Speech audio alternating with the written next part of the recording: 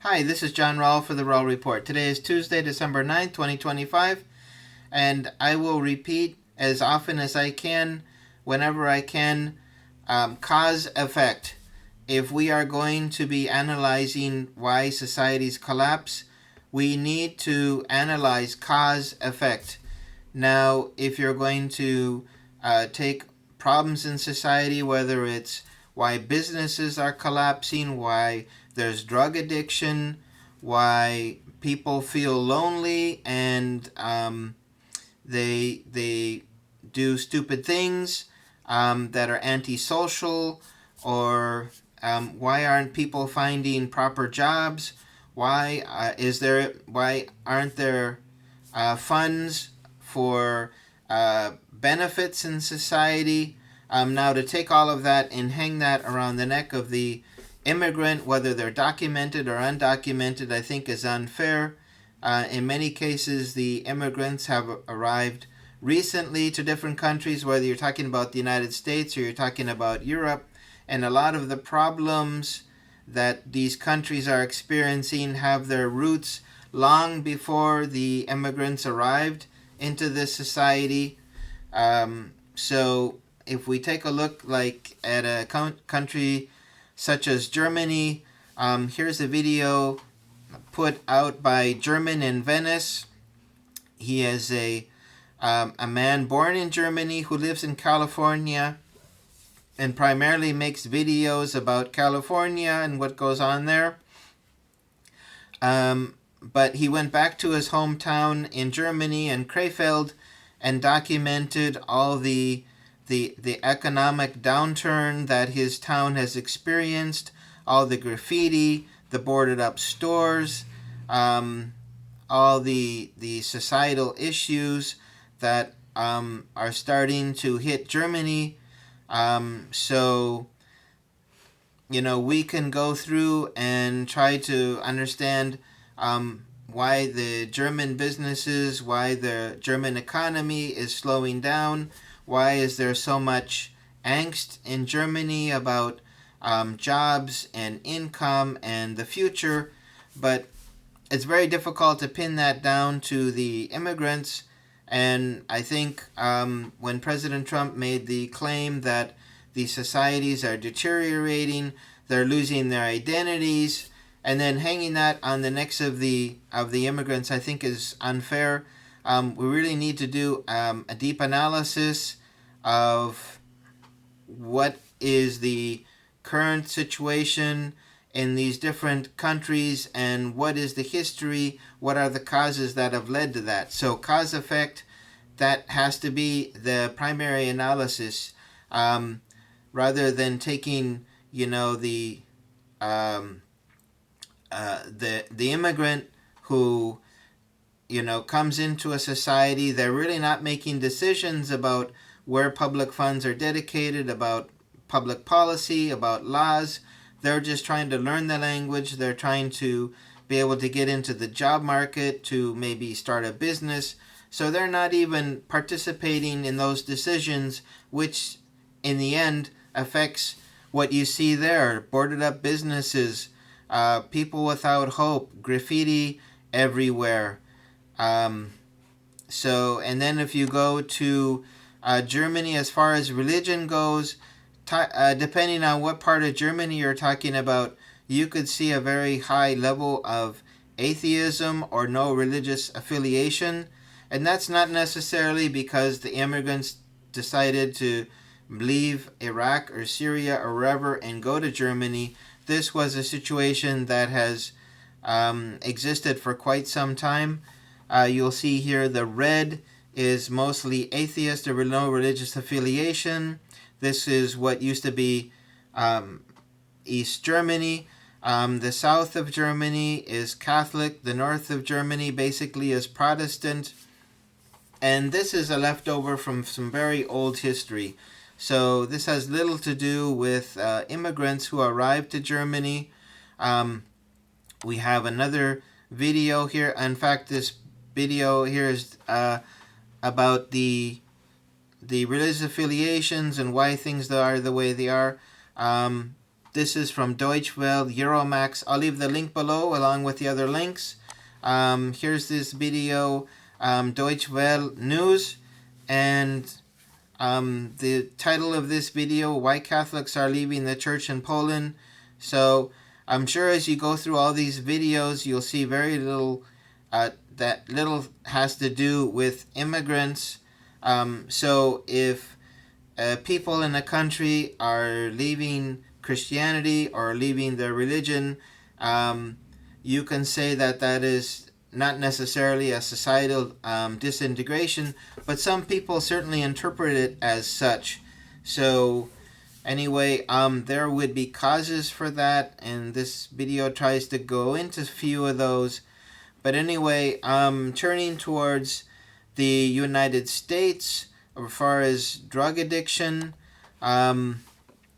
we have a study that was done by the University of New Hampshire, and it talks about the rates of addiction, and this study states that the rates of addiction has increased more in the rural area than the urban counties across all regions over the last 2 decades.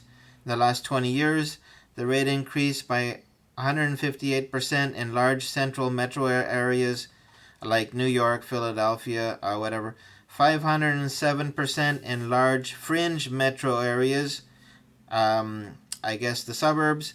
429% in medium to small metro counties, and 740% in non-metro counties.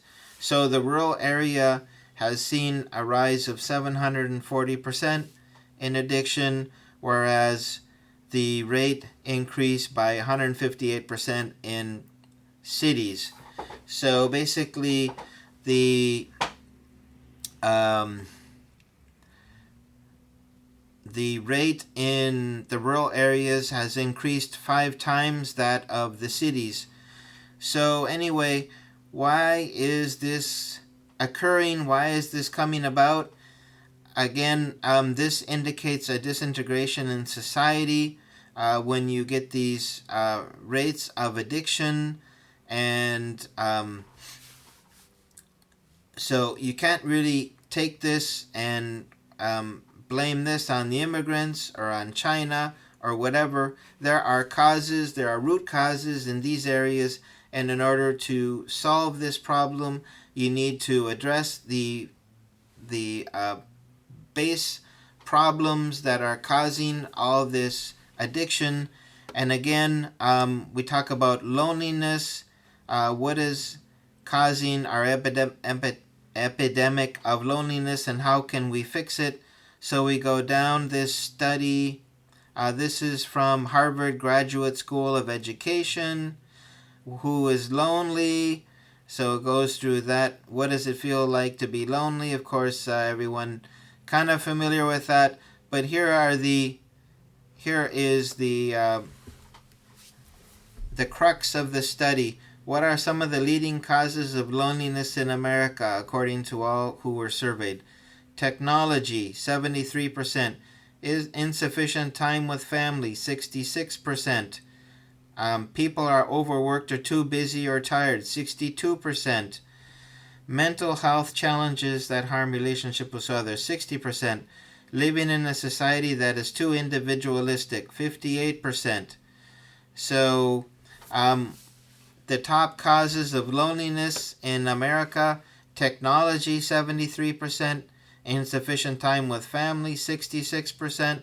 Over people who are overworked, too busy, 62%.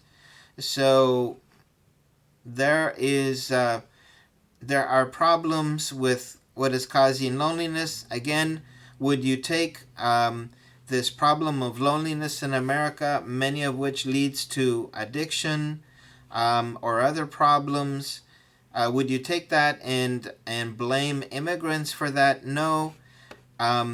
Is the flow of millions of undocumented immigrants into the United States a problem? Yes, it is. It's a big problem, but is that problem the cause of these other problems? And I think that's the main point I want to make in this video.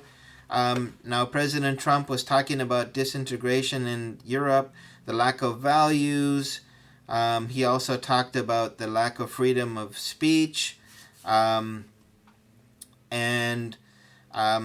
So I don't think you can take any of these problems and hang it around the neck of immigrants.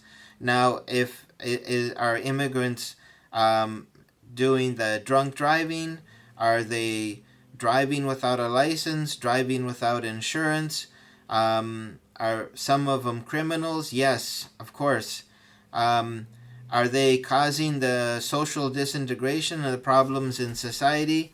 I wouldn't arrive to that conclusion, because you need to do the analysis of cause-effect, and in the end, you should look for the real causes and not try to hang that around the neck of those who are not documented, or a large flow of immigrants into a society. So anyway, I think this whole topic needs a lot of work. Work that needs to be done before a president makes a declaration, especially about another country. If he wants to talk about Germany, France, Spain, England, he should have facts in hand regarding the lack of freedom of speech. I think it's pretty clear. Yes, those are occurring. The other social disintegration being caused by large flows of Muslim immigrants, I don't think that is the case. Especially when you go back to the whole scenario of atheism, Catholicism, Protestantism in Germany. You'll see that there are historical causes, and you can't just take all this and hang it around the neck of immigrants.